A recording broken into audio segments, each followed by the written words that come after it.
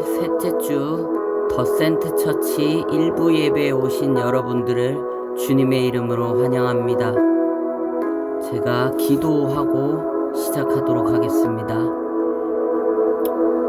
하나님, 당신께서 우리의 삶에 행하시는 큰 일들에 이스라엘처럼 현상과 자신의 소견에 맞는 왜곡된 지식과 해석만 취하는 것이 아니라 당신의 영을 부어주셔서 모든 일 배후에 있는 당신의 뜻을 헤아릴 수 있도록 우리의 눈을 열어주시고 우리의 중심을 바로잡아 주셔서 당신을 경외하는 영이, 지혜의 영이 임하여 당신의 뜻을 분별하며 그 뜻을 온 마음 다해 따르고자 하는 의롭고 진실된 마음이 불일듯이 일어날 수 있도록 은혜 내려주시고 주신 은혜를 귀하게 여기며 생활 속에서도 보존하고 씨름하며 열매 맺을 수 있도록 은혜 내려주시옵소서.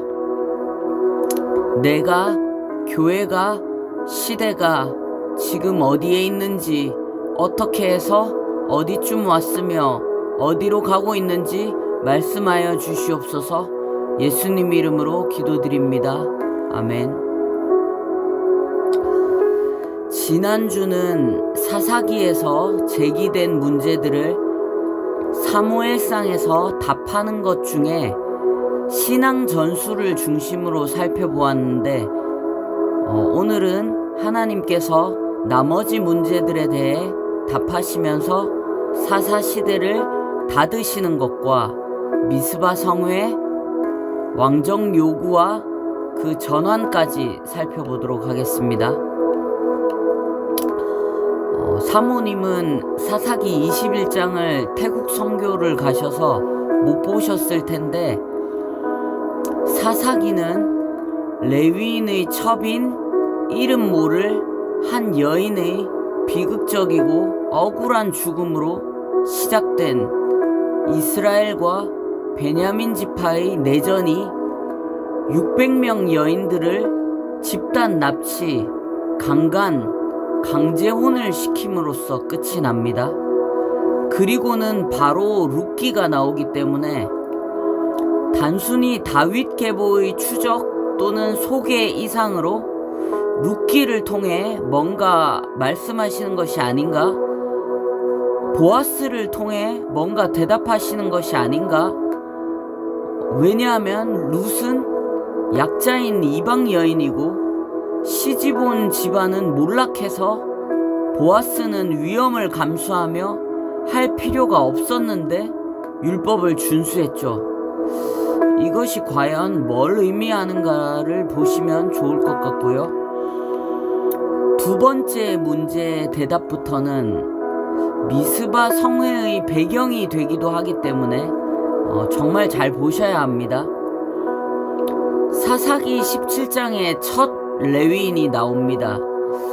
이 레위인은 율법을 버린 가난한 떠돌이 레위인으로 출발합니다. 자신과 같이 말씀을 버리고 풍요를 쫓는 또 다른 지파를 만났는데 거울로 바라보고 회개했으면 좋았겠지만 가르치지 못하고 도리어 가르침을 받고 거짓 평안을 선포하고 동조하고 협력하며 타락의 시너지를 냅니다. 그는 미가의 집에서 대우를 받으며 부유해진 상태에서도 말씀에 관심이 없었습니다. 오히려 탐심으로 더 큰 부를 찾으러 떠납니다. 가난해서 믿음을 못 지킨 게 아니었기 때문이죠. 이스라엘의 광야에서와 가나안에서의 신앙 상태를 정확하게 보여주고 있습니다. 이게 우연일까요? 19장에 나오는 레위인은 부를 쌓은 레위인입니다. 부를 쌓은 레위인은 첩을 드립니다. 사랑이 없고 자신의 쾌락과 사회적 이미지, 안전, 자격지심으로 똘똘 뭉친 사람입니다. 첩을 조금이라도 생각했다면 잠을 잘 수 있었을까요? 단지 무서워서 용기 부족으로 저지른 행동이라면 언제 올까 문틈, 창문 틈으로라도 보다가 문으로 기어왔을 때 재빨리 집 안으로 들이거나 돌보려 하지 않았을까요? 눈앞에 엎드러져 쓰러진 사람에게 첫 말이 왜 일어나라 떠나자였을까요? 일으켜주면서 떠나자 하기엔 너무 부끄러웠을까요? 자신의 비겁함과 용기 없음, 무능력함의 증거인 첩의 고통을 회피하고 싶었던 걸까요? 이스라엘 전체를 움직일 정도의 나치의 괴벨스 같은 선동을 하는데 그 안에서 첩의 고통에 대한 아픔은 전혀 보이지 않고 자신의 무력감에 대한 굴욕감과 모욕감과 수치심으로 마치 부만으로는 안전하지 못함을 느끼니 권력까지 원하는 듯이 보입니다. 다른 절차를 밟아서 문제를 해결할 수도 있는 일을 크게 만듭니다. 세 번째, 사무엘상에 나오는 레위인은 변두리 성읍에 거주하는 레위인이 아니라 성소에 있는 권력까지 지닌 홈니와 비느하스입니다.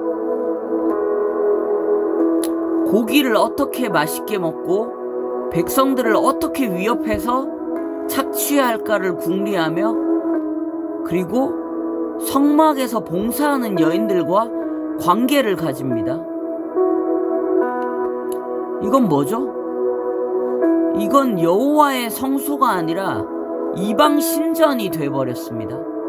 여호와께 드리는 제사가 아니라 이방 신전의 사제들이 집단 난교를 벌이던 이방 신전의 제의처럼 돼버렸습니다.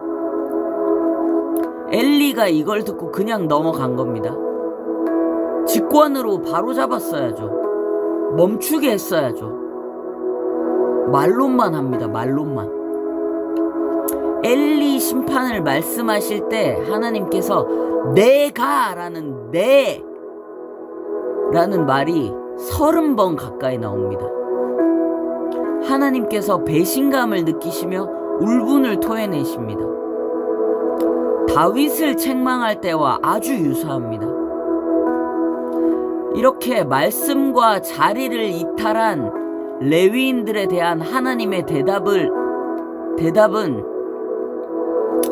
자신이 고통받으면서도 자식의 주관자가 아니고 돌볼 수 없고 길을 열어줄 수 없음을 행위로 고백하며 여호와께 맡겨드린 어머니의 기도와 행위와 가르침을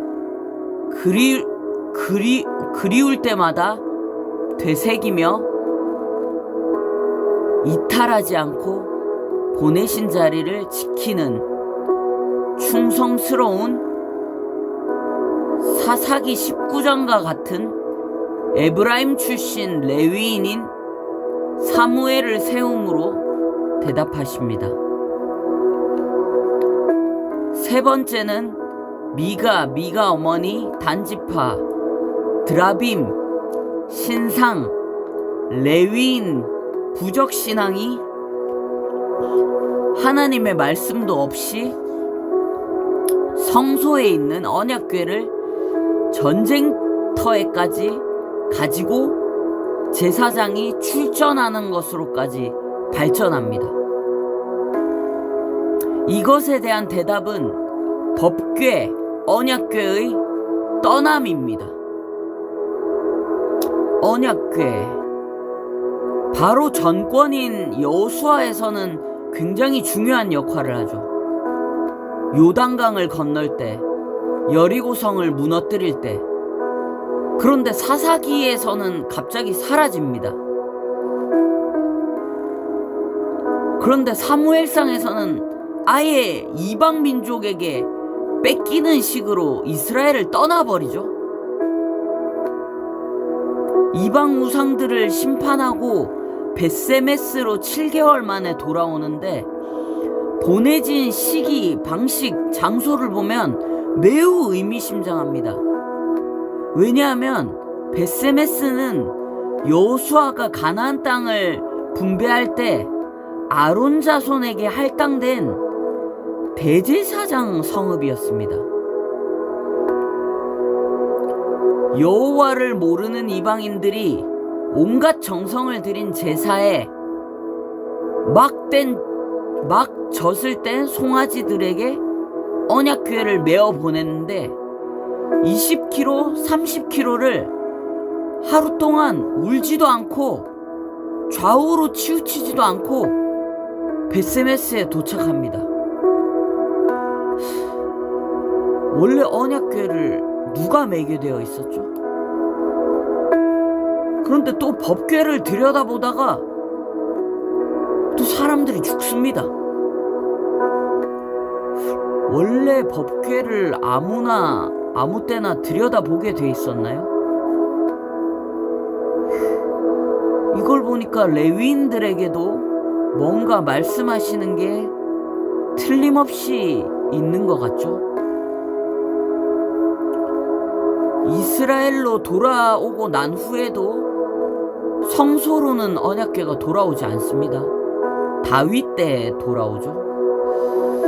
언약궤는 속죄소이기도 하거든요. 이건 보통 메시지가 아닌 것 같죠. 이 법궤의 떠남은 후에 성전 파괴와 이스라엘 신앙과도 관련이 깊습니다. 이스라엘이 말귀를 못 알아먹으니까 이제 말로 하지 않고 자꾸 물리적인 현상으로 메시지를 던지시는 겁니다. 이스라엘이 법궤를 사모하기 시작했다고 나옵니다. 근데 사무엘은 법궤를 가져오라고 하지 않고 이방신들을 제하고 회개하는 마음으로 여호와께 돌아오라고 하죠. 이렇게 미스바 성에는 거짓 종교 체계를 해체시키고 심판하는 배경들에서 출발하여 미스바 성회가 이런 상황에서 일어납니다. 그리고 사사시대 때 감사하지 않은 것, 에베네셀 감사를 받아내십니다. 그리고 회개하고 기도하게 하고요. 모든 것을 회복하고 원점으로 되돌리십니다. 미스바 성회를 보면 사무엘이 하는 행동은 여호수아가 하는 행동과 굉장히 유사합니다. 그때로 되돌아간 것 같아요. 근데 이런 일이 있고 나서 시간이 지난 후에 뒤통수를 쾅 칩니다. 8장에서 이스라엘이 하나님 대신에 인간왕을 세울 것을 요구합니다. 12장에서 하나님의 그에 대한 반응이 좀 더 명시적으로 나옵니다. 사무엘이 이런 요청을 하나님께 가져가서 여쭤보니까 하나님이 너를 버린 게 아니라 나를 버려서 자기들의 왕이 되지 못하게 하려 함이니라 라면서 체념한 듯이 쓸쓸하게 말씀하십니다. 사무엘이 하나님의 말씀을 받아 백성들에게 왕이 생기면 어떤 일들이 벌어질지 경고합니다. 그런데 백성들이 사무엘의 말 듣기를 거절하여 이르되 아니로소이다. 우리 왕이 있어야 하리니 우리도 다른 나라들 같이 되어 우리의 왕이 우리를 다스리며 우리 앞에 나가서 우리의 싸움을 싸워야 할 것인 이다 라고 말을 합니다.